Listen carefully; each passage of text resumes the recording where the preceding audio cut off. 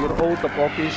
Rodrigo Roa Duterte. President of the Republic of the Philippines. Do not do drugs. My campaign against drug will not stop until the last pusher and the last drug lord are may patayan, but it was not state-sponsored killing. By virtue of the warrant of arrest issued by the ICC, pagbayaran niya lahat yung mga dapat pagbayaran niya. Rodrigo Roa Duterte.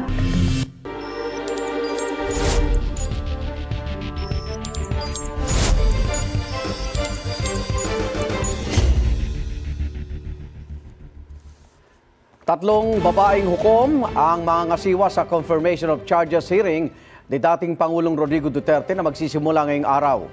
Sila ang magdedesisyon kung itutuloy ba ang kaso sa paglilitis o hindi. Ang mga hukom ay sina Julia Motok, Rene Alapini Ganzu at Maria del Socorro Flores Liera. Ano nga ba ang proseso ng confirmation of charges hearing? Darito ang UB Explainer.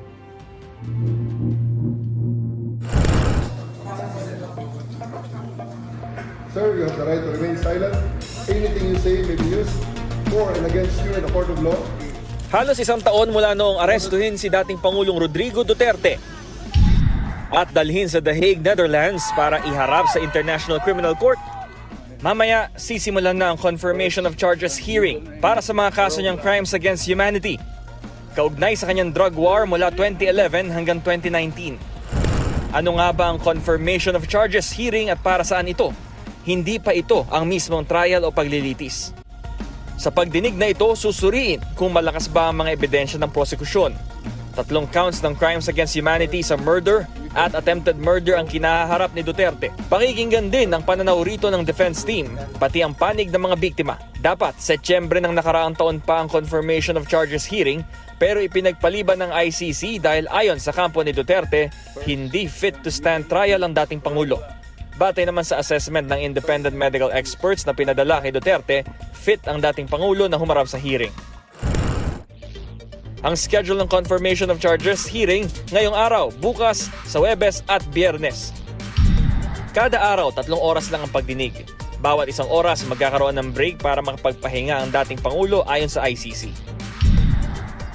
Sa schedule mamaya, babasahin kay Duterte ang mga akusasyon sa kanya. May opening statements ang prosekusyon, depensa at ang common legal representatives of the victims o ang panig ng mga biktima. Tig 30 minuto ang inilaan para sa kanila. Bago matapos ang unang araw, may 1 oras ang prosekusyon para sa kanilang submissions on the merits o argumento sa mga ebidensya. Bukas, bukod sa pagpapatuloy ng submissions on the merits ng prosekusyon, may 1.5 oras din para sa mga abogado ng mga biktima. Sa Huwebes, nakalaan sa depensa ang 3 oras para naman sa kanilang argumento. Sa huling araw ng confirmation of charges hearing, may 30 minuto pa muli para sa submissions on the merits ng depensa. Kasunod niya ng tig-kalahating oras na closing statements ng ICC, prosecution, Duterte Defense Team at CLRVO panig ng mga biktima. Sa dulo, 1 oras tatalakayin ang pag-detain kay Duterte. May 60 araw ang mga hukom para maglabas ng desisyon matapos ang pagdinig. Pwede nilang i-confirm ang isa o lahat ng charges at tutuloy na sa paglilitis. O kaya ideklarang hindi sapat ang mga ebidensya at ibasura ang kaso.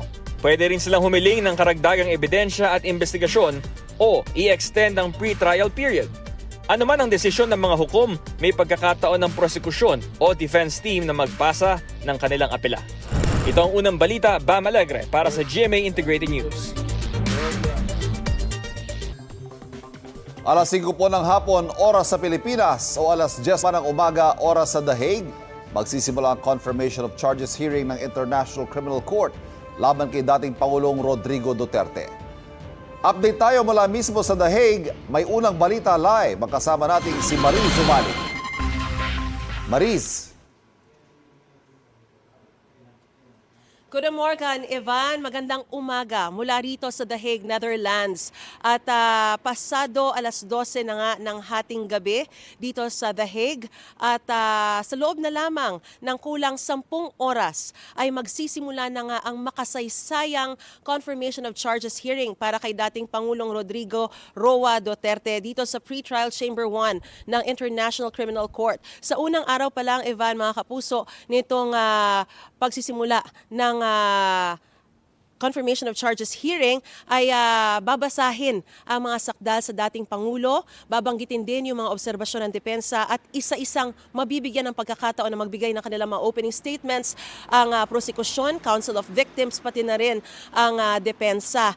At bukas din magsisimula yung submission on merits ng prosekusyon. Bagamat structured na o may schedule na yung mangyayari sa confirmation of charges hearing, of course, meron pa ring puwang para sa fluidity, no? O ibig sabihin, pwede pa rin kahit na anong mangyari, na yun yung talagang babantayan natin. At bukas din natin makikita kung sino-sino pa yung mga personalidad na dadalo dito sa confirmation of charges hearing ng dating Pangulo, gayon din yung mga Assembly of States na miyembro ng International Criminal Court na dadalo dito sa confirmation of charges hearing. Narito po ang aking balita. Magsisimula na ang hearing ng confirmation of charges laban kay dating Pangulong Rodrigo Duterte. Naharap siya sa 3 counts ng crimes against humanity for murder at attempted murder, bunsod ng madugong kampanya kontra droga mula noong mayor pa siya ng Davao City hanggang naging Pangulo ng Pilipinas.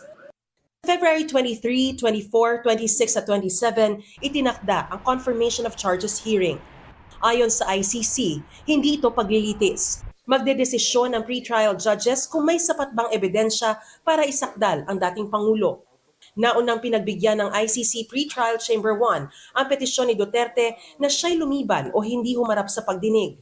Pinahintulutan naman ng Chamber ang paglahok sa pagdinig ng mahigit 500 biktima. Dadalo rin sa pagdinig ang prosecutor, defense team ng dating Pangulo at legal representatives na sina Attorney Joel Butuyan at Attorney Gilbert Andres na ibinigay ng ICC para sa mga biktima. Habang tatayong case manager ng mga biktima si Nicolene Arcana. Pero umapela sa desisyon ng ICC and Defense Counsel ng dating Pangulo na si Nicholas Kaufman. Hiniling niya ang pag-disqualify sa mga abogado at case manager ng mga biktima dahil umano sa conflict of interest na posible raw makaapekto sa pagsasakdal. Pagkatapos ng pagdinig ngayong linggo, may 60 araw ang pretrial judges para pag-aralan ang mga ebidensya at magbigay ng desisyon.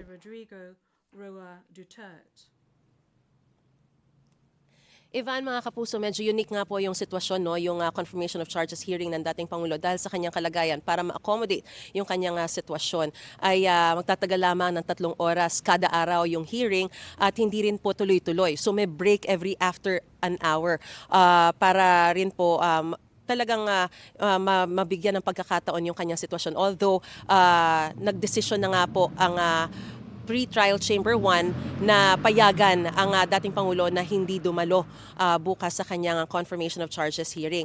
At dahil na rin sa kanyang sitwasyon, 4 na araw lamang gaganapin itong confirmation of charges hearing, Monday, Tuesday, Thursday, and Friday. So may break po sa gitna ng linggo para na rin po sa kanyang sitwasyon. Samantala, bago po nakatakdang confirmation of charges hearing ni dating Pangulong Rodrigo Duterte, ay nagtipon-tipon po sa labas ng International Criminal Court ang mga kaanak ng mga biktima at ilang pong mga grupong sumusuporta sa kanila para manawagan po ng hustisya at panagutin ang dating Pangulo sa mga kasong crimes against humanity na matagal na raw po nilang inaasam na makamit. Narito po ang aking unang balita.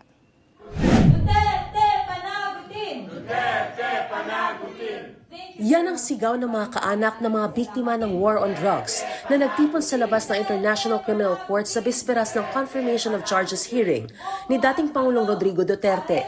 Bit-bit na mga nagprotesta ang mga larawan at naiwang gamit ng mga yumao nilang mahal sa buhay na biktima ng extrajudicial killings para ipaalala raw ang sakit kasabay ng panawagan na dapat panagutin ang dating Pangulo sa kampanya kontra droga ng kanyang administrasyon.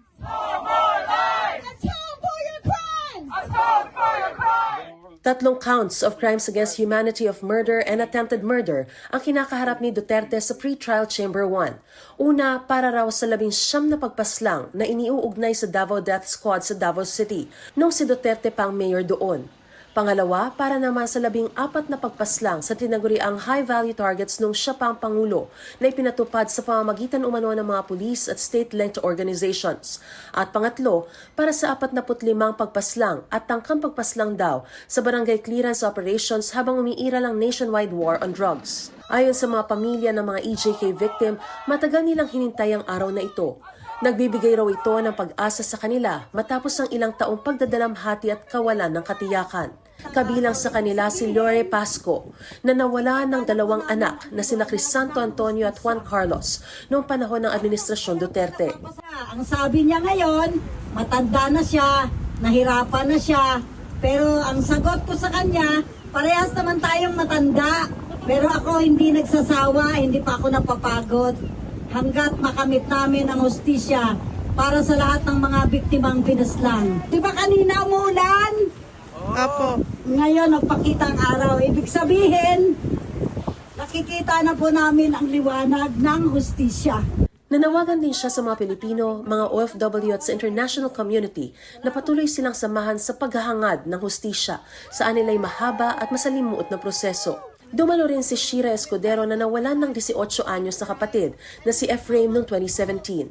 Mula sa Pilipinas, lumipad siya papunta rito sa the Netherlands kasama ang Rise Up for Life and for Rights para saksihan ng pagdinig.